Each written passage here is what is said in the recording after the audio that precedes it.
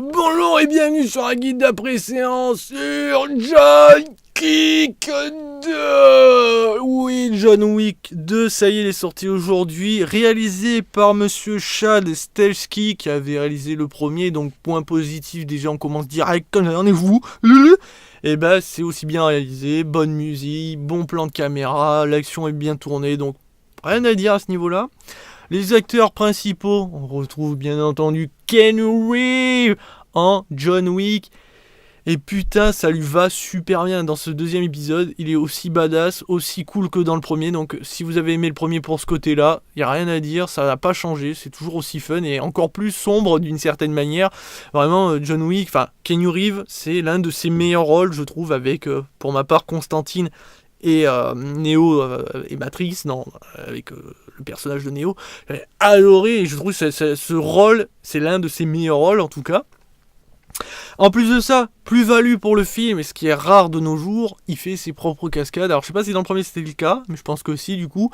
C'est vrai que c'est rare que les réalisateurs acceptent déjà que les têtes d'affiche, les acteurs principaux, surtout de grosses célébrités, se permettent de faire des cascades, même minimes. Et déjà, imaginez s'ils viennent à se blesser aussi ridiculement que Harrison Ford dans Star Wars 7, il s'est vautré apparemment à un moment.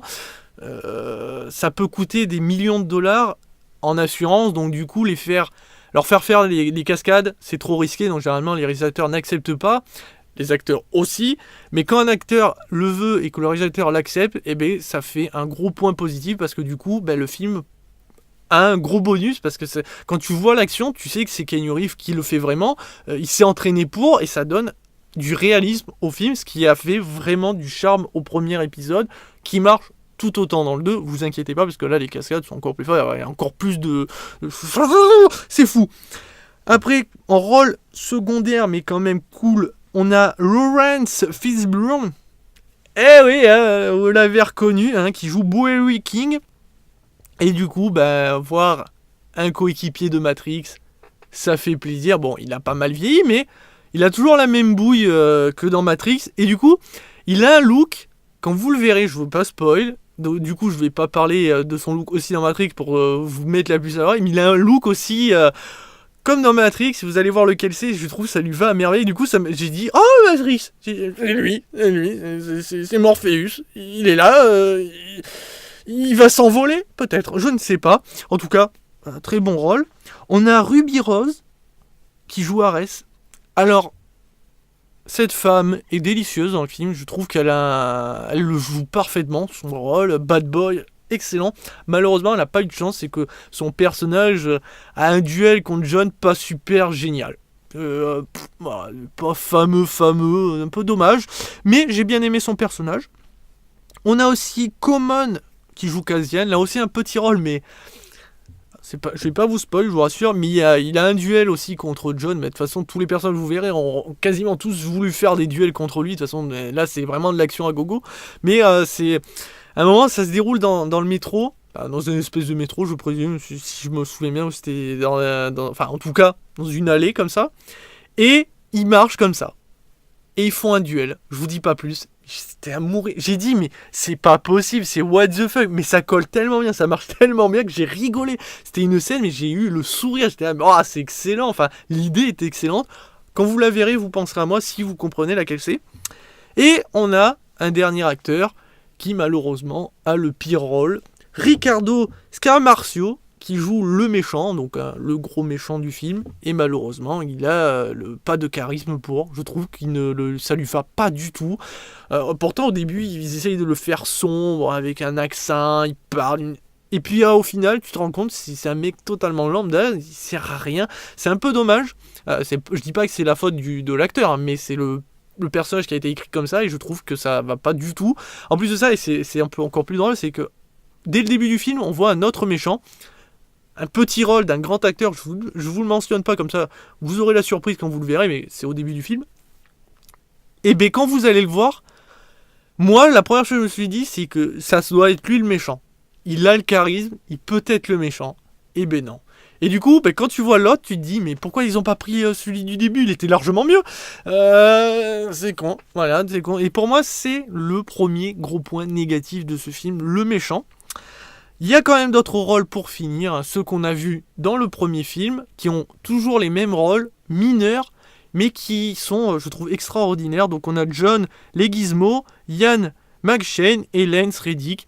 Et c'est là où je trouvais que ça faisait une force dans le premier John Wick, et qu'on a aussi quand même dans le deuxième, c'est que tous ces petits rôles secondaires, qu'on ne voit pas forcément pendant des heures et des heures, qu'on voit quelques minutes, mais c'est tellement des... Bon, ok, c'est des gros acteurs aussi, quand même, là, ce que je vous mentionne. Mais quand même, c'est des rôles secondaires, mais par rapport à leur charisme, leur façon de parler, leur rôle les rend finalement principaux. Alors pourtant, ils sont là quelques minutes devant l'écran, mais c'est juste devant la caméra. Et je trouve que c'est énorme, parce que c'est pas tous les jours, et dans tous les films, que vous allez voir de gros acteurs dans des rôles secondaires et vous en rappelez, vous dire ah ben oui, il a fait ce rôle secondaire, c'était exceptionnel. Non, alors que là, du coup, quand tu vois John Wick 1, tu vois ses rôles secondaires, tu te dis putain ouais, il était génial, il a fait... Parce que je trouve qu'ils ont des présences et des rôles qui ont vraiment de l'importance, et ce qui fait la force de John Wick 1 et 2, parce que c'est des rôles mineurs, mais qui ont tellement d'importance que du coup, ça... Enfin moi, je trouve, en plus de ça, la force du premier, c'était un scénario plat. Je veux dire, on tue son chien, on vole sa caisse. Donc du coup, lui, il va ratatiner la ville, la raser, façon de parler, il va tuer des centaines de sbires pour trouver le principal coupable, lui coller une bastos dans la bouche avant même qu'il parle, tuer son père, parce que son père voulait se venger, donc du coup, voilà. C'est tout. Scénario des bêtes, mais au moins ça collait, parce qu'il y avait de l'action, tu t'en foutais, tu voulais voir de l'action, tu voulais pas te prendre la tête. Et là, ils ont voulu faire un truc un peu plus complexe, avec de la trahison. Ils ont voulu faire un truc plus complexe, avec de la trahison, tout ça. Alors bien sûr, il faut pas non plus bien réfléchir, hein, c'est très léger, tout est expliqué. Mais ils ont voulu faire un scénario un peu plus complexe, donc ça passe, mais c'est gâché par une chose, c'est que dans le premier, ce qui faisait la force aussi, c'est que John Wick faisait humain.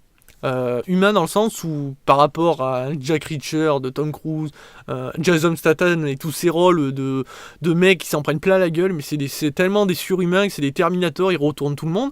Oui, John Wick, c'est un peu le même délire, hein, je veux dire, il retourne tout le monde, il retourne tous les sbires, mais par moments, il chie. Il touche pas tout le temps à 100% dans la tête, il chie dans la colle. Par moments, il se fait blesser, et quand il se fait blesser, on sent que ça a un impact, on sent qu'il souffre, on sent qu'il doit changer de stratégie. En plus de ça, les personnages secondaires l'aident vraiment, il y a un vrai impact des personnages secondaires, il se fait souvent sauver les miches par ses alliés, enfin ses amis en tout cas. Et du coup, bah, ça passait quand même, on se disait, c'est réaliste, c'est possible, je veux dire, qu'il tue autant de gens, c'est possible. Mais forcément, dans le 2, il fallait accentuer l'action, il fallait mettre encore plus de gens à buter. Et là, du coup, bah, ça fait plus réaliste. Tu te dis, ah non, mais là, c'est pas possible. Il y a un truc, c'est une blague. Je veux dire, on a l'impression que les méchants ont été embauchés dans un coin de rue, dans une PME lambda, à Pôle emploi carrément, où on leur a dit, bon, bah, venez, on a besoin de méchants du dimanche, vous savez pas utiliser, on s'en fout, c'est juste pour faire joli, t'es là pour crever. Mais c'est ça, c'est qu'on envoie à l'abattoir les gens, enfin les sbires. Alors, je sais, c'est des sbires, ils sont là pour mourir, mais quand même, je veux dire, il y a un moment, il y a un mec, il est dans le dos, dans l'angle mort de John, il peut le shooter dans la tête, ou il vise dans le dos, là où il est protégé. Non, mais sérieux? Non! Donc, il y a plus d'un moment où il aurait pu crever, et ils n'arrivent pas à le buter, et du coup, ça fait trop. Là, tu te dis non. Déjà, dans le premier, t'étais mitigé, mais tu te dis ça passe. C'est le premier, ouais. Mais là, non, ça fait beaucoup trop, il y en a trop. Ah, c'est beau, hein, c'est exceptionnel. Tu te dis, oh putain, ils crèvent tous, c'est beau. Mais non, ça fait trop. Et derrière, parce que forcément, John, il se bat quand même toujours de la même manière. Il colle une balle dans la jambe, de temps en temps, une dans la bouche, puis très souvent dans la tête. Donc il faut faire ça plus souvent. Donc du coup, il n'y a pas de variété, parce que vous vous souvenez, dans le 1, à un moment, il se couche sur un des mecs, il shoot deux mecs qui arrivent, il prend le bras de l'autre pour viser les autres. Vous allez le voir une fois, deux fois, trois fois. Ça va s'enchaîner dans le film. Vous allez voir plusieurs fois les mêmes scènes. Enfin, les mêmes façons de se battre. Bon, en même temps, il peut pas tout le temps changer, mais ça fait trop du coup. Même les combats à main nue, il va faire toujours les mêmes roulades. Donc du coup, ça fait trop. Et ça, je trouve que ça gâche. Vous voyez, c'est un point qui gâche, parce que, à vouloir faire trop d'action, ce qui est normal, c'est l'épisode 2, mais à vouloir faire trop d'action, on perd du réalisme, on perd du charme du premier. Et du coup, tu dis, bon, tu vois un énième film d'action.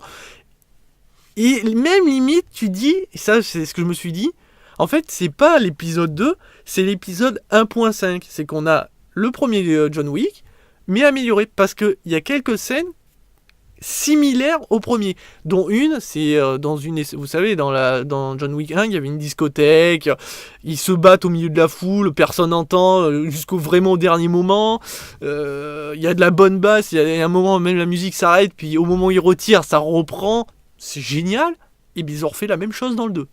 Sauf que bien sûr, ils ont quand même pas mis la même discothèque. C'est une discothèque à ciel ouvert, il y a plus de monde, mais ils ont repris le même délire de la musique qui se coupe à un moment, ils rechargent, ils tirent et la musique reprend.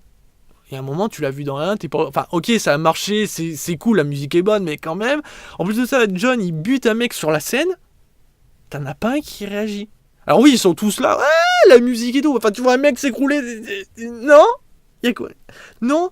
En plus de ça, quand ils entendent des... Alors, je sais, avec la musique, les basses, mais quand t'entends un coup de feu à 3 cm de toi, tu réagis. Là, tu vois, les gens, ils réagissent, mais pas de suite. Bon, après, c'est l'état de choc, mais des fois, tu te dis quand même, c'est pas très réaliste. Et c'est ce que je reprocherais gravement, je trouve, à cet épisode 2, c'est qu'on a perdu du charme et du réalisme de l'épisode 1, ce qui fait que ça fonctionne. C'est un bon film d'action, on a de l'action, c'est bon, il y a de très bons moments, il y a de l'humour, léger, mais moi je me suis poilé. Il y a quand même des nouvelles morts, j'ai dit qu'il y en avait toujours les mêmes, il y a de nouvelles morts, d'ailleurs très gore, dont une en particulier qui m'a pas... ou le tourne il faut que je me cache, non mais dans le sens... mal pour elle, d'ailleurs c'est une autre actrice que je vais pas nommer, je vous la laisse découvrir, je veux pas tous vous les citer, mais qui a un petit rôle aussi, qui a un corps délicieux, mais qui va faire deux gestes qui m'ont un petit... Voilà, là du coup...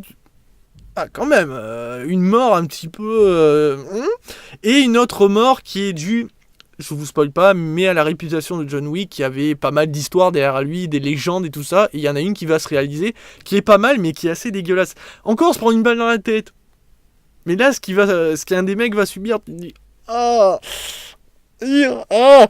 là ça fait mal, là t'as pas envie de le vivre. Enfin, je vais pas en parler de 200 ans, je vais pas spoil, je veux pas vous spoil. La réalisation est aussi bonne que le premier, donc en fait on revoit toute la qualité du premier, mais comme ils ont voulu faire plus puisque c'est l'épisode 2, ça fait moins réaliste et du coup tu te dis oui c'est un bon film d'action mais quand même ça perd de son charme et moi je trouve que c'était une force, hein. Le réalisme, enfin pseudo-réalisme, je trouvais que c'était une force, et en plus avec ce méchant, mais il est pas charismatique du tout, c'est gâché. Et donc du coup on a un bon film mais qui est pas du tout aussi excellent que le premier. J'ai quand même préféré le premier, même si l'action du 2 est encore plus excellente, encore plus explosive. Donc j'ai aimé l'action du 2, mais je préfère le premier sur beaucoup de points. Et en plus, la fin du 2, elle est... Non, là, tu dis quand même... Oh non, vous avez pas osé. Pas ça, pas cette fin. Il y a tellement mieux à faire comme fin, et là, ça fait trop. Là, c'est un petit peu la goutte d'eau qui fait déborder le vase. Tu te dis, c'est un peu... Alors oui, pour le personnage de John Wick, c'est badass. Par contre, pour le film, tu te dis juste, non, tu te fous de notre gueule, c'est pas possible. Et en plus de ça, du coup, vous avez bien compris, ils ont prévu un épisode 3, et là, tu te dis, s'ils ont perdu la force de John Wick, donc tout ce qui faisait la qualité et le charme, dès l'épisode 2, je me demande qu'est-ce que ça va être l'épisode 3. Je m'inquiète beaucoup, donc je suis pas rassuré. Du coup, pour la note, c'est un 4,5 sur 5. Alors oui, j'ai noté plein de défauts, hein, mais ces défauts, je vous les note pour que vous compreniez bien ce qui m'ont posé problème. Mais ça veut pas dire que je n'ai pas réussi à savourer le film, même avec ces problèmes, donc j'ai passé tellement un bon moment que je mets un 4,5 sur 5. Maintenant, si je dois noter la qualité du film avec ses défauts, c'est sûr que la note est beaucoup plus basse. Mais moi, j'ai passé un très bon moment, donc moi, je vous donne ma note que j'ai ressenti, hein, vraiment le bon moment. Je note pas les défauts et les qualités, parce que bien sûr qu'il y a des défauts. Hein, je veux dire, il y a beaucoup de défauts, comme il y a beaucoup de qualités. C'est comme pour noter un jeu. Je vous rappelle, hein, noter un jeu, c'est noter avant tout le moment. Vous pouvez donner une note pour la qualité, les défauts, tout ça, c'est buggé, les graphismes, oui, mais moi je donne surtout la note de ce que j'ai ressenti. Bon, et donc là, 4,5 sur 5 parce que j'ai passé un bon moment. Donc je vous invite à le voir. Si vous avez vu le premier, vous aimerez certainement le 2. Vous me direz si vous avez ressenti le manque, donc du coup, ce manque de charme, ce manque de réalisme d'une certaine manière, de voir finalement, un John Wick, ultra badass certes, mais un peu trop surhumain parce que du coup les ennemis on dirait on dirait des IA de jeux vidéo quoi, qui sont genre derrière un mur, on est bugué, ou quand ils shootent ils sont là, piou piou. Vraiment des Stormtroopers. Moi je vois que ça. Donc voilà qui conclut cette critique de John Wick 2. Et je vous retrouve très bientôt pour une nouvelle critique. Ça va kicker sa race. Allez, tchuss.